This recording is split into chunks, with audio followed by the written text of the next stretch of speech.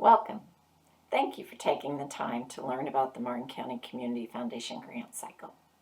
We're going to be presenting information on a big change, so please watch the entire video. In 2021, as you know, we rolled out a different type of grant.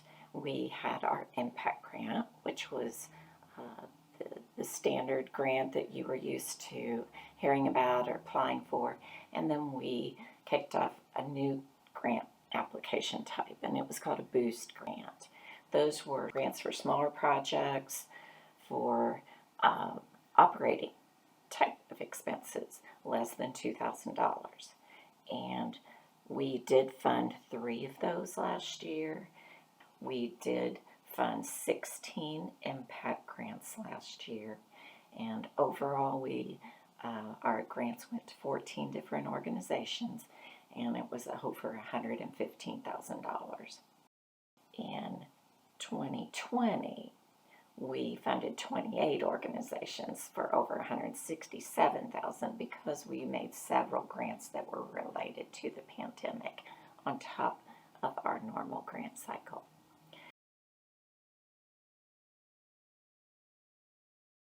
Let's talk about what's going to stay the same. Same applications, as I mentioned, the Boost Grant and the Impact Grant. Smaller projects, $2,000 cap for the Boost Grants. And those grants, you can apply for operating expenses such as training or equipment, not for salaries. So bear in mind, if you think $2,000 for those type of expenses would be helpful to your organization, sometimes it's very helpful, then consider applying for a Boost Grant. If you apply for a Boost Grant in that particular cycle, you may not apply for another grant. The Impact Grants, those are the standard type of grants for projects and programs over $2,000. With our impact grants, you may apply. If you have 2 grand ideas, then you could submit 2 applications, same organization, but 2 applications for 2 different projects in the same grant cycle. Another thing, still the same, these grants and all the information I'm going to present today only applies to Martin County nonprofit organizations or groups that serve Martin County citizens directly. So if you are an organization that is not located in Martin County and you are awarded a grant through our cycle, you may only spend that award on programs and projects that benefit Martin County residents. Another thing that's the same, all applications will be through the online grant portal. It's actually been very successful. Still, I just hear good things from applicants and from reviewers, and their job's very important too. So we like to keep our reviewers happy. These applications are reviewed by Martin County representatives, board representatives, community representatives. Another thing that's the same rules apply as far as disallowed items such as gift cards, sales tax, no grants for proselytizing. Those same rules apply. Another thing that's still the same is that the Community Foundation does require a final report. They're completed online. You can submit your receipts, your pictures, and everything right there by accessing your awarded application through our portal. And we will not consider the grant closed until we see that final report has come through and that it was approved, that you gave us the information we needed.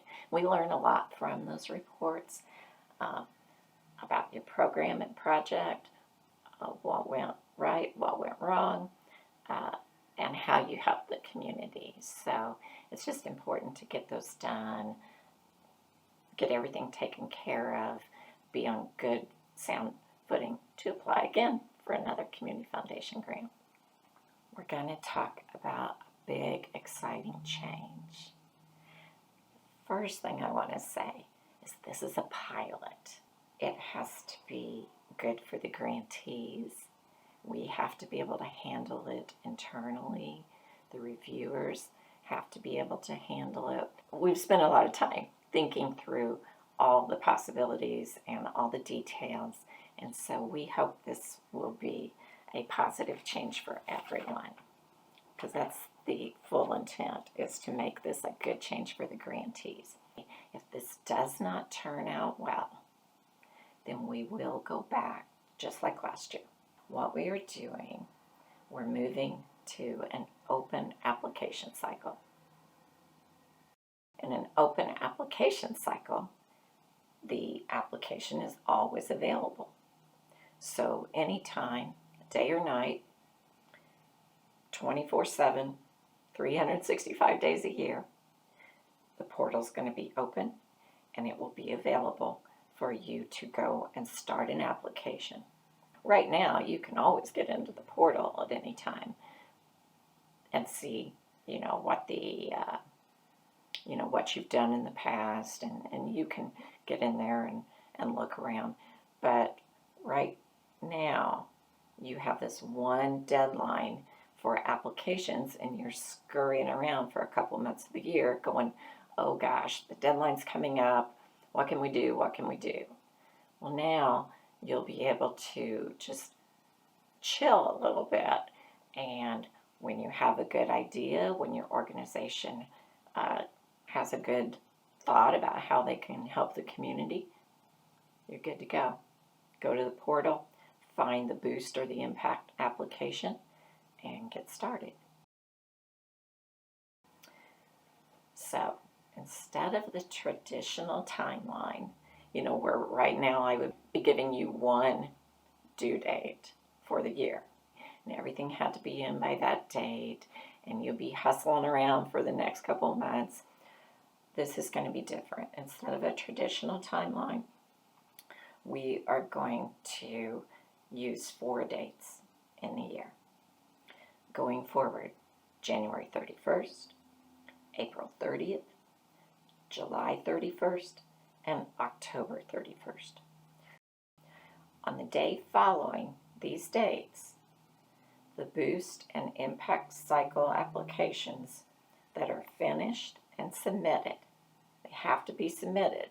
So that is still the most important part of your application, probably, is hitting that submit button.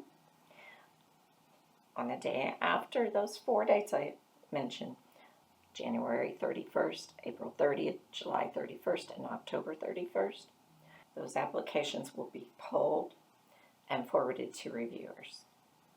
The applications still need to be approved by your board president or board officer, and that's the exact same process, although I would perhaps give this a little more attention as far as getting this officer prepared to look for that email, because it's an email that comes from grants@cfpartner.org. Sometimes it goes into a junk mail folder, but it would be more important to have them approve that after you hit submit, have them approve that in the next week or two, because everything's going to roll just a little bit quicker.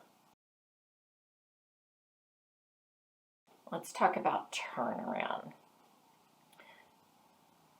That's probably, as we've done a little research, that's probably the biggest misunderstanding. When folks submit an application, if they are not aware of the turnaround, then 2 weeks later they're going, so I'm going to get my grant. We can't move that quick, okay?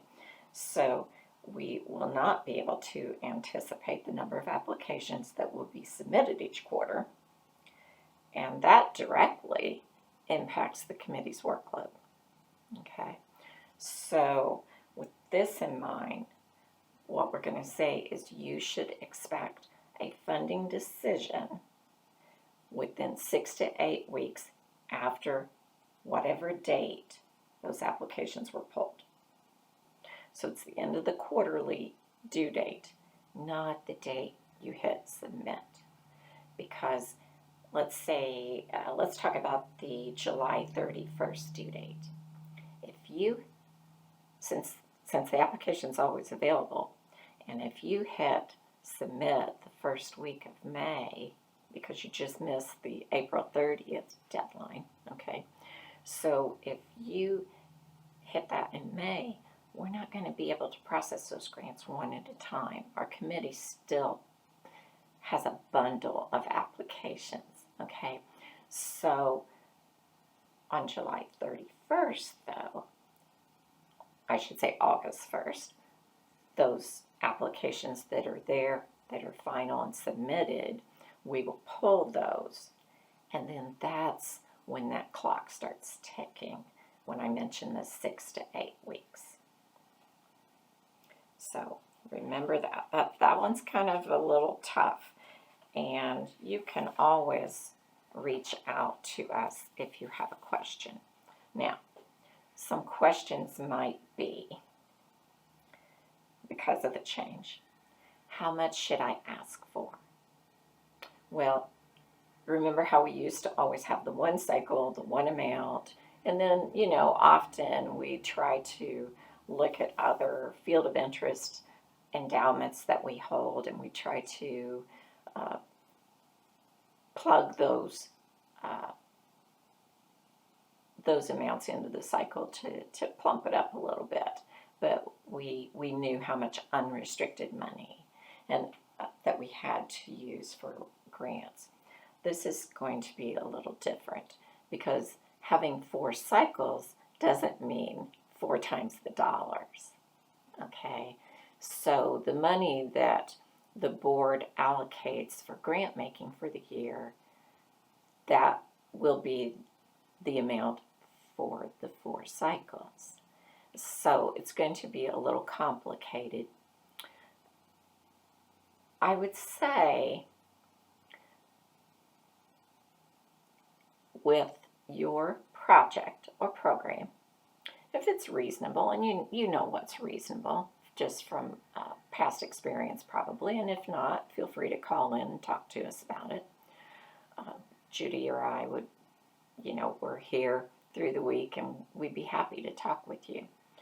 But if you have a program or project that can be broken down in stages, and I think an example I've used before that seems to paint a very clear picture is a ballpark.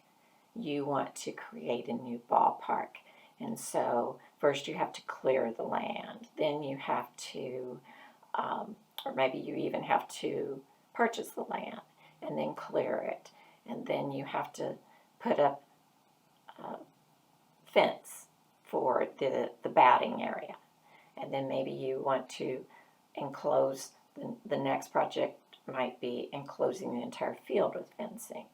Then the next one might be adding dugouts or adding the tower behind the batters.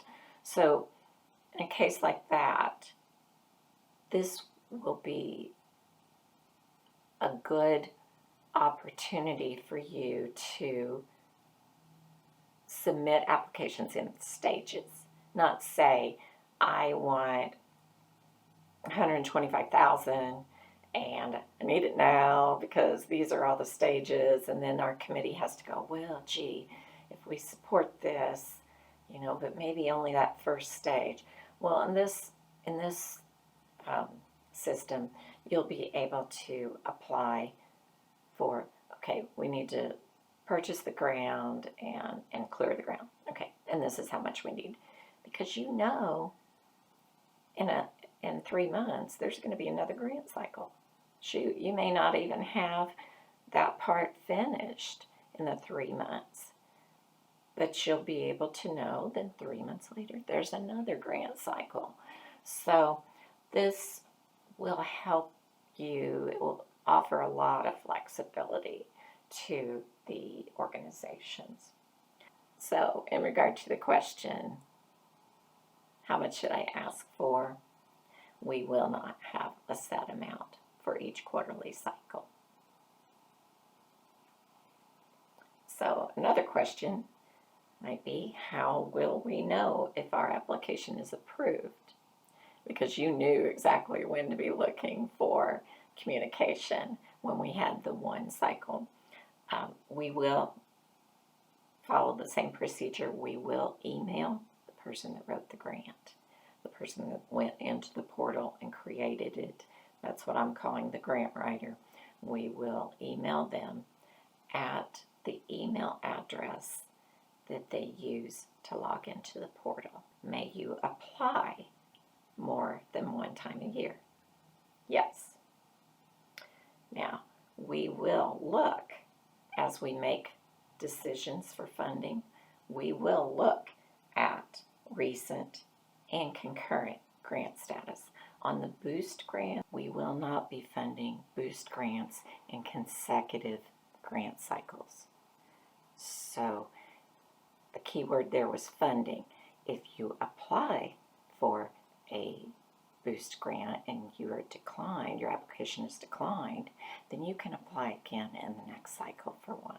But if you have applied for a boost grant and you are awarded the grant,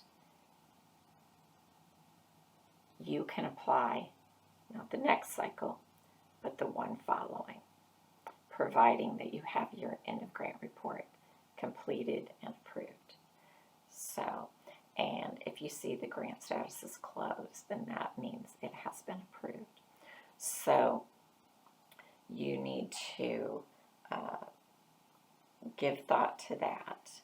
And really the boost grants, that's an important thing to think about and to discuss with your board and the decision makers in your organization. Because if you were to apply for a boost grant, get the grant, then in the next quarter you have this outstanding project idea, then that could keep you out of a cycle, okay? Because your boost wouldn't be completed. But as far as consecutive, if your boost grant was approved and you did complete the end of grant report timely, and then the next quarter comes and you want to submit an impact application, you could. Just not, boost cannot go back to back. Another point to mention on concurrent grants is a grant should be closed to be considered for another one. So if you receive your impact grant and then you successfully complete the project, you report on the project, there's nothing to keep you from applying again in the next grant cycle. Now, as we make funding decisions, I believe at some point we will have to look at who has been awarded a grant, time after time after time after time. Because of this change will open up the opportunity to receive more awards. It's a good thing. But at some point, you do have to make some hard decisions. So just bear that in mind if you are an organization that just keeps coming back to the table, which there are a lot of needs out there. I'm not discouraging that at all. But if you are an organization that keeps coming back to the table, and then we have other organizations that are not requesting funds quite as often, that might mean that some harder decisions have to be made on our part so that we can impact the entire community and all the different demographics out there of people and need. Another question, what if my application is not funded? May I apply again for the same project? Absolutely, you can. You might consider reaching out, and I'd be happy to talk to you about why was this not funded. Sometimes I can give good information. Sometimes the committee was very clear about why other projects were funded and you were farther down on the list. Sometimes they don't, and sometimes it may have nothing to do with committee decisions. Maybe it was the dollar amount, or maybe it was past funding or outstanding reports. But if you want to apply for something that you've already had denied, it is totally up to you, and you certainly may apply again. So, to sum it up, most of the application process is the same, but the Community Foundation Board has decided to try to make this process as flexible as can be, and we are going to try this on a pilot basis. So I really hope all goes well and that we are able to keep this going forward. The application is open today, so you can get started. Again, turnaround 6 to 8 weeks after the close of the cycle. So remember your 4 dates, mark them in your calendar, talk to your board about the change, and good luck. If you have questions, our contact information is listed. Be sure and reach out. We would love to hear from you, and have a great day.